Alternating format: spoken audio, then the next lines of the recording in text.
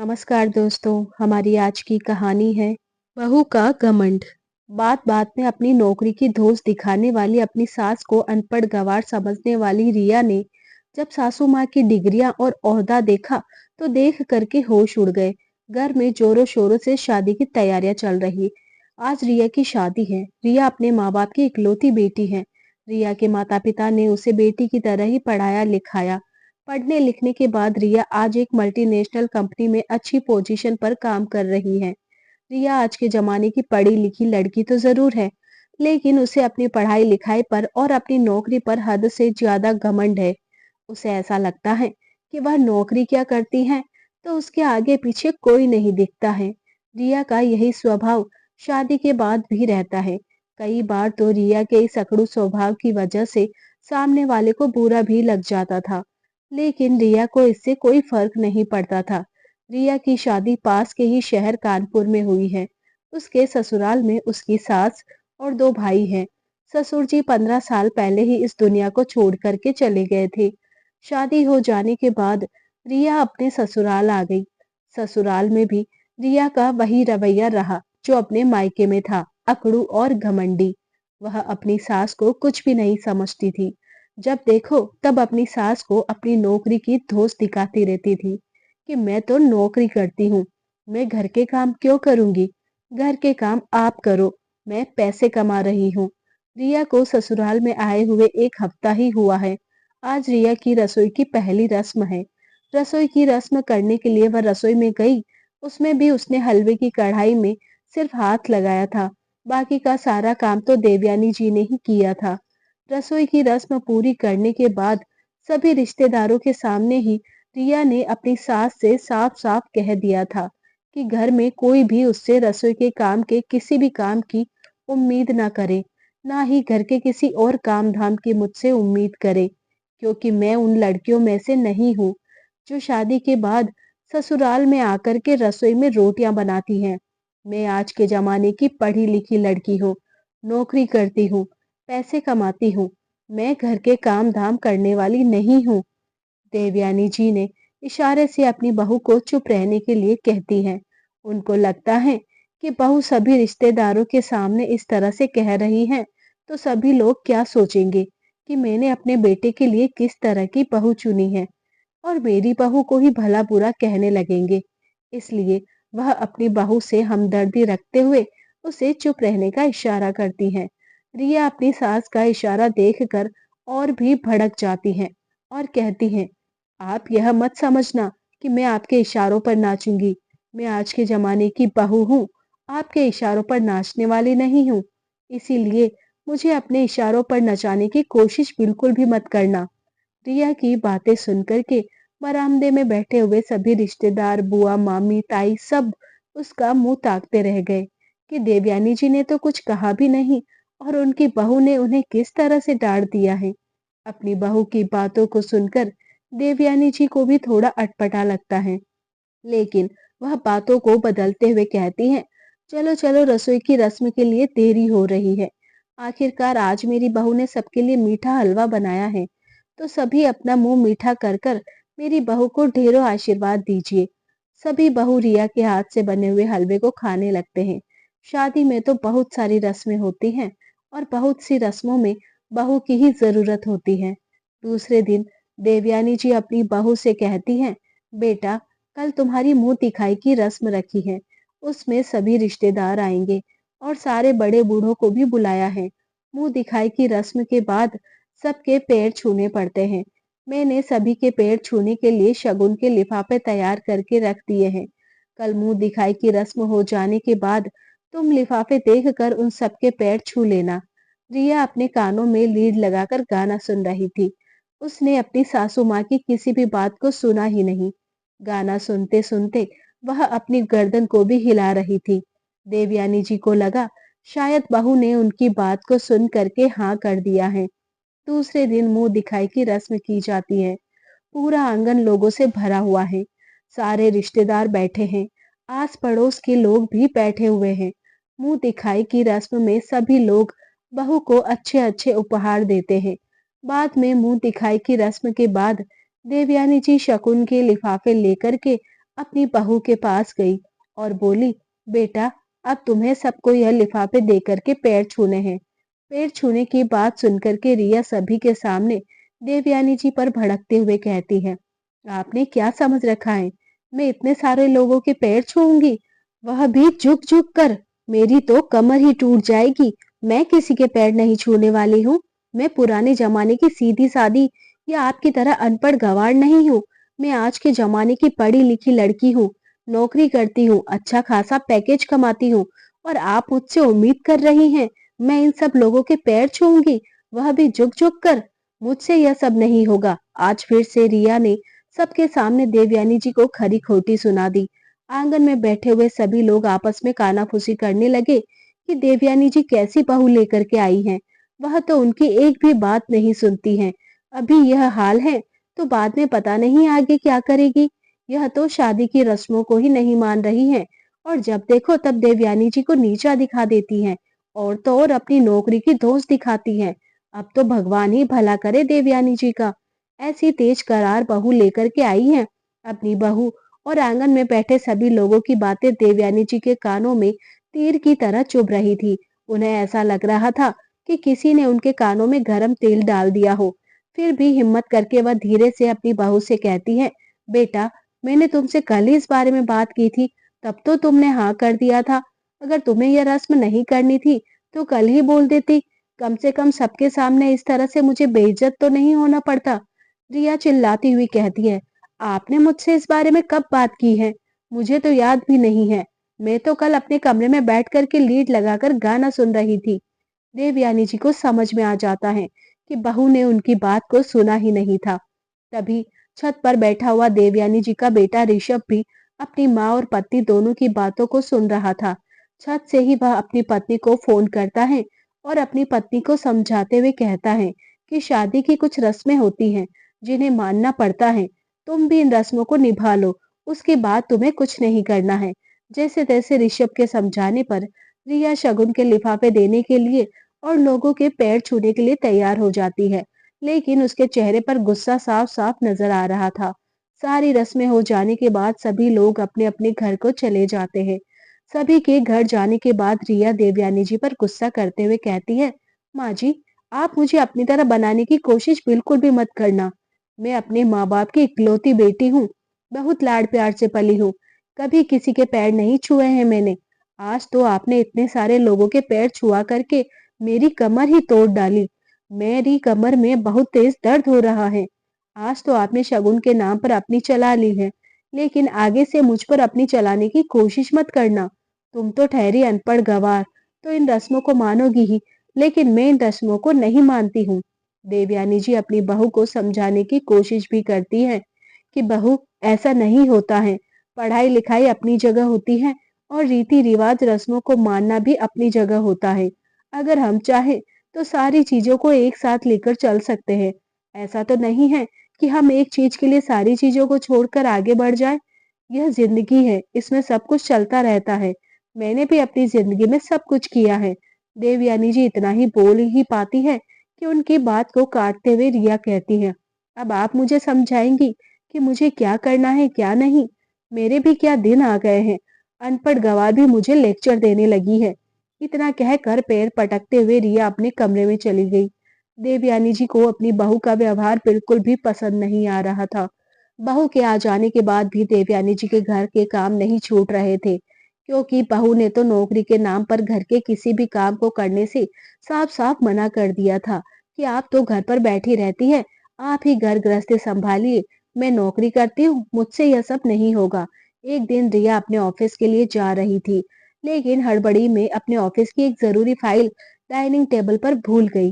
देवयानी जी अपने रसोई के काम को निपटाकर जब बाहर निकली तो देखा डाइनिंग टेबल पर एक फाइल पड़ी हुई है। वह उस फाइल को उठाकर खोलकर पढ़ने लगती है।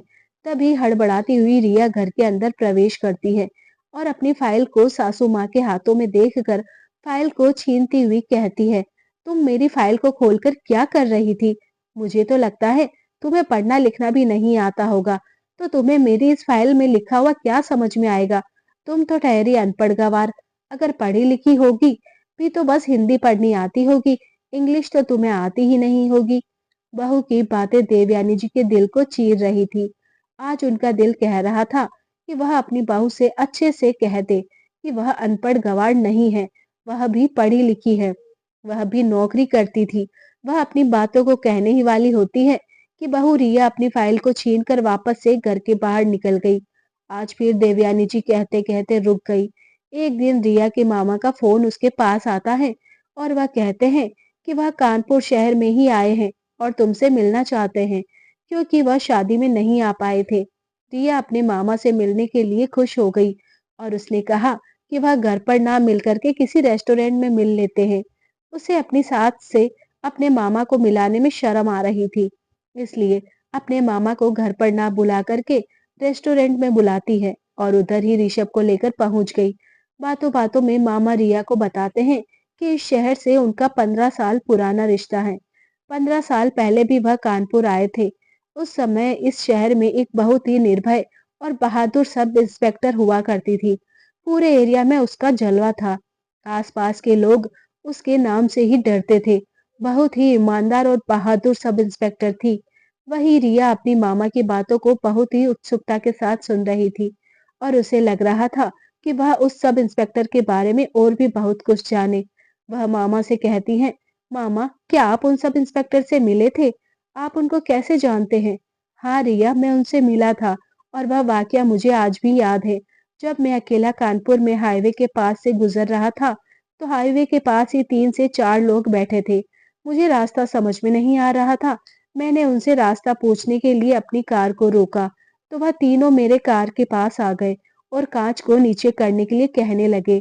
जैसे ही मैंने कांच को नीचे किया, गेट खोलकर फटाक से तीनों लोग मेरी कार में आकर बैठ गए। मेरी गर्दन पर चाकू रख कर बोले, जितने भी पैसे और कीमती सामान है वह मुझे दे दो और गाड़ी की चाबी भी निकाल कर मुझे दे दो। मैंने डर के मारे सब कुछ उन चोरों को दे दिया, लेकिन इत्तेफाक से वह मेरा फोन लेना भूल गए और मुझे सड़क पर फेंक कर मेरी कार लेकर भाग गए। सड़क पर फेंकने की वजह से मेरे सर पर बहुत तेज चोट लग गई। बहुत सारा खून भी निकल गया था। मैं बेहोश हो गया। मेरे हाथ और पैर में फ्रैक्चर हो गया था। जब होश में आया तो देखा आसपास कोई भी नहीं था। थोड़ी देर बाद जैसे ही मेरा हाथ मेरी जेब में गया, मैंने देखा फोन तो मेरे पास ही है।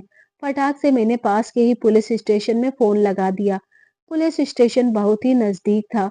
उस पुलिस स्टेशन में उस समय देवयानी चौहान सब इंस्पेक्टर थी। वह अपने 2 पुलिस वालों के साथ 5 मिनट के अंदर ही मेरे पास आ गई। मैं उन सब इंस्पेक्टर को देखकर हतप्रभ रह गया, क्योंकि वह बहुत ही बहादुर थी।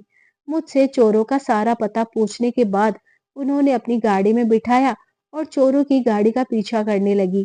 थोड़ी दूर जाकर ही उन्होंने चोरों की गाड़ी पर एक फायर किया, जिससे उनकी गाड़ी पंक्चर हो गई।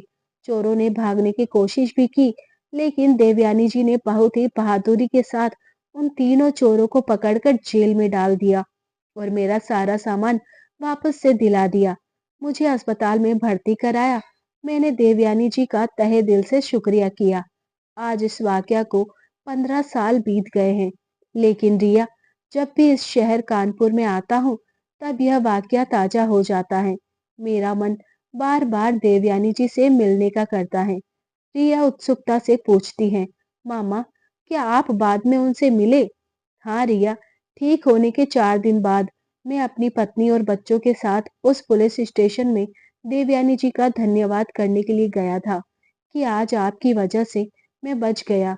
आपने मुझे समय पर अस्पताल पहुंचाया, नहीं तो पता नहीं मेरा क्या हाल होता। लेकिन पुलिस स्टेशन पहुंचकर पता चला कि सब इंस्पेक्टर देवयानी जी ने तो 2 दिन पहले ही इस्तीफा दे दिया है। शायद उनका कोई निजी मामला था, जिसकी वजह से उन्होंने इस्तीफा दिया था। मैंने उनको कई जगह ढूंढने की कोशिश भी की, लेकिन वह मुझे नहीं मिली। फिर मैं वापस चला गया। रिया अपने मामा की बातों को सुनकर अचंभित हो रही थी और उसका मन भी देवयानी जी से मिलने का कर रहा था। एक बार उसके मन में ख्याल आया कि कहीं उसकी सास का नाम भी देवयानी है, कहीं उसकी सास वही देवयानी तो नहीं है। लेकिन फिर वह सोचती है, नहीं नहीं, मेरी सास तो अनपढ़ गंवार है, वह कैसे पुलिस इंस्पेक्टर हो सकती है? वह तो पूरा दिन घर के कामों में और रसोई में लगी रहती है। अगर मैं उनसे कुछ कहती हूँ तो पलटकर जवाब भी नहीं देती है। जबकि मामा तो कह रहे हैं कि वह पुलिस इंस्पेक्टर बहुत ही निर्भीक और बहादुर थी। मेरी सास तो बिल्कुल भी बहादुर नहीं लगती हैं, तो यह वह देवयानी नहीं हो सकती है। यह मेरे मन का भ्रम है। और क्या दुनिया में एक ही देवयानी है? बहुत सारी देवयानी है। थोड़ी देर में ऋषभ भी वापस आ गया और कहता है, सॉरी मुझे बहुत देर हो गई, ऑफिस से जरूरी कॉल आ गई थी, इसलिए आप लोगों की बातों को सुन ही नहीं पाया। लेकिन मामा जी आप इधर तक आए हैं तो एक बार घर जरूर चलिए। आप इधर से वापस नहीं जा सकते हैं। आप हमारी शादी में भी नहीं आए थे, इसीलिए अब तो आपको हमारे घर चलना ही पड़ेगा। ऋषभ मामा जी से बहुत ज्यादा आग्रह करता है। हालांकि रिया का बिल्कुल भी मन नहीं है कि ऋषभ मामा जी को अपने घर ले जाए और अपनी अनपढ़ गंवार सासू माँ से मिलवाए। उसे तो बस पढ़े लिखे लोगों से मिलना, उनसे बात करना और अपने स्टेटस के लोगों के साथ मिलना जुलना पसंद था। वह अपनी सास को सास समझती ही नहीं थी। ऐसे लगता था जैसे घर की नौकरानी हो। ऋषभ के कहने पर रिया अपने मामा जी को अपने ससुराल ले आई। मामा जी हॉल में आकर के सोफे पर बैठ गए। रिया अपनी सास को आवाज देते हुए कहती है, माँ जी, मेरे मामा जी आए हैं, जरा चाय बनाकर ले आओ, साथ में पकोड़े भी बनाकर लाना, खाली चाय लेकर मत आ जाना। देवयानी जी चाय और पकोड़े बनाकर जैसे ही हॉल में प्रवेश करती है, उनको देख करके मामा जी खड़े हो गए और जाकर के उनके पैर छूने लगे। अरे देवयानी जी आप, मैंने आपको कितना ढूंढा और आप मेरी रिया की सास है, मुझे तो पता ही नहीं था। रिया, तुमने बताया नहीं कि तुम्हारी सास ही सब इंस्पेक्टर देवयानी चौहान है। रिया का मुंह मामा की बात सुनकर खुला का खुला रह गया। मामा, आप कैसी बात कर रहे हो? मेरी सास कोई सब इंस्पेक्टर नहीं है, वह साधारण सी गृहिणी है, घर के सारे काम धाम करती हैं और आपको उनको देखकर लगता है कि वह सब इंस्पेक्टर होंगी। जरूर आपको कोई गलत फहमी हुई है। यह वह देवयानी नहीं है, और कोई देवयानी होंगी। नहीं नहीं रिया, यह वही देवयानी जी है, सब इंस्पेक्टर देवयानी चौहान। उनका चेहरा मुझे बहुत अच्छी तरह से याद है। देवयानी जी चाय और पकोड़े की प्लेट को डाइनिंग टेबल पर रखते हुए कहती हैं, जी मैं ही सब इंस्पेक्टर देवयानी चौहान हूँ। आपने मुझे बिल्कुल सही पहचाना है। अपनी सासू माँ के मुंह से सब इंस्पेक्टर देवयानी चौहान सुनकर के रिया के होश उड़ गए। उसे तो समझ ही नहीं आ रहा था कि यह क्या हो रहा है। उसकी सास सब इंस्पेक्टर थी, जिसको वह पिछले 4 महीनों से अनपढ़ गंवार समझ रही थी, वह अपने समय पर सब इंस्पेक्टर रही है। मैंने उनका कितनी बार अनपढ़ गंवार कहकर अपमान किया है, कितनी बार अपनी नौकरी की धौंस दिखाई है, लेकिन मुझे नहीं पता था कि मेरी सास सब इंस्पेक्टर थी, वह भी नौकरी करती थी। तभी रिया के मामा जी कहते हैं, शायद आप मुझे नहीं पहचान रही हैं, लेकिन मैंने आपको बहुत अच्छी तरह से जानता हूँ। आपको याद है, एक बार आपने रात में मुझे चोरों से बचाया था और अस्पताल में भर्ती कराया था।